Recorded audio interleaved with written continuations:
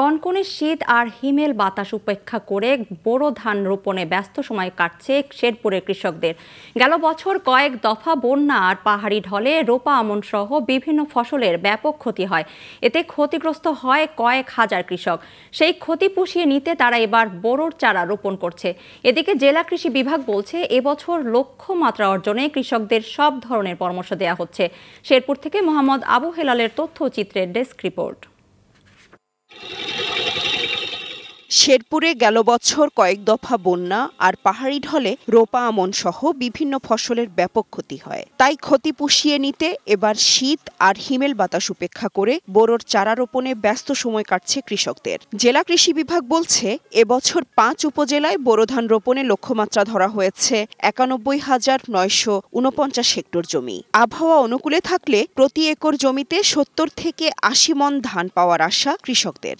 এই বছর আবাদ খুব দুর্গতা, ফসল হয়ই নাই, বন্যা খায় শেষ করছে, তো খুবই ক্ষতি হয়েছে। এখন আমরা আবার এই যে নতুন করে এই বোরোর করতেছি। আল্লাহ যদি দেয় এটা তো নিশ্চিত হবে, আর খায় তো সব বনাস। বোরোর আবাদে আমরা আশা করি যেন আল্লাহ আমাদের একর প্রতি ৮০-৭০ মণ করে ধান আমরা পাই। কৃষি বিভাগ বলছে, বোরোর ফলন বাড়াতে কৃষকদের পরামর্শ সহ দেয়া হচ্ছে সব ধরনের সহযোগিতা। কারণ ফলন বাড়লে কমবে চাল আমদানি, এমনটাই জানালেন কৃষি বিভাগের এই কর্মকর্তা। রোপণ কার্যক্রম চলমান আছে, আমরা কৃষকদেরকে প্রয়োজনীয় পরামর্শ প্রদান করতেছি।